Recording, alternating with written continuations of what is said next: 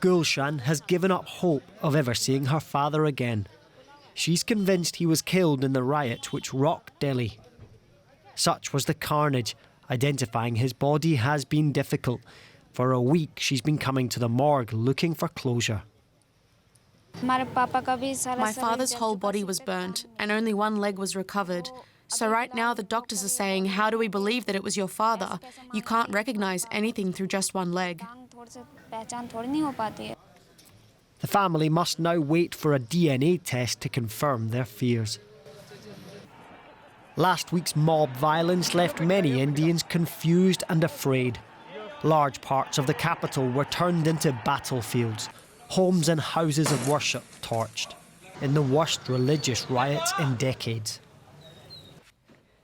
After the communal rioting, a communal clean-up effort is underway. This, once a classroom now charred. Textbooks survived the fire. Outside, the courtyard, once filled with noisy children, now packed with police. The school bus barely recognisable. At this school, we had half Hindu children and half Muslim. Girls and boys study here together. It's a co-educational school. I can't understand why someone would do something like this. Some of the victims ended up here, a shelter for the Muslim families made homeless by the wanton violence.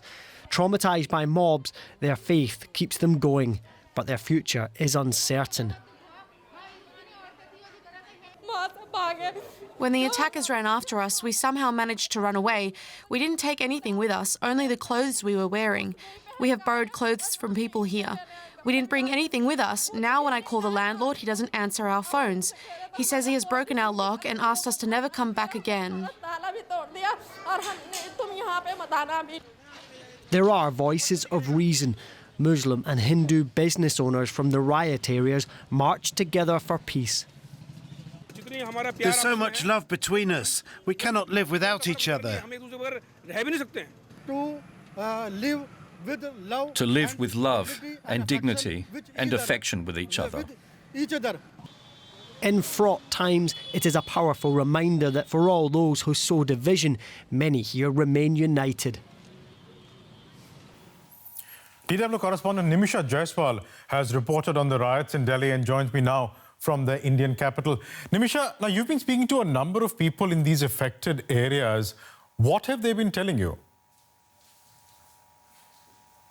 Well, Paresh, the sentiment amongst survivors continues to be that of shock and fear. Most of the survivors are still too afraid to go back to the neighborhoods where their homes were attacked. They fled these neighborhoods to close-by neighborhoods that were protected and are living with friends and neighbors, essentially. The only people who have gone back is to check if there's anything that they can salvage from the arson and loot that hit their homes. Now, the Delhi government, the local government, has offered places of shelter, medicine, even monetary compensation, but there's also been heavy criticism that this came late, that this is not enough, that it is not reaching enough people, and that the majority of the relief efforts, the brunt of it is being borne by relief workers who are civilians. There have been civilian calls for aid, and there are many who are gathering such relief material, including sanitary pads, medicines, and all kinds of essentials, and shipping them over and finding the victims in these neighborhoods who are not choosing to take shelter in many of the shelters the local government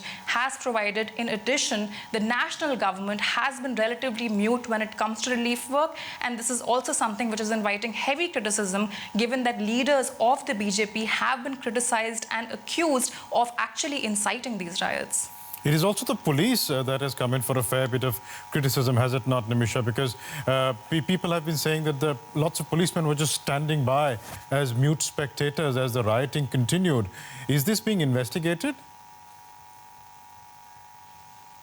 Well, definitely, Paresh, there have been serious allegations by eyewitnesses as well as by social media clips circulating, but no institutional investigation has been implemented. There has been some criticism from the courts, but again, there's not been a real call for investigation. Civil society has tried to initiate investigations of its own. The one thing that the courts have pointed out is that hate speech cases have not been registered by the Delhi police. Now, these hate speech cases, there has been going to call for them against BJP leaders who made incendiary or provocative speeches. But the Delhi police has not actually filed these cases, and also there hasn't been any indications from the Delhi police that they will investigate their internal forces, the people who were deployed on the ground, and take any kind of action. They have, however, filed multiple FIRs, or basically first information reports. They have made many arrests, but nothing so far about police complacency and at worst complicity from the Delhi police.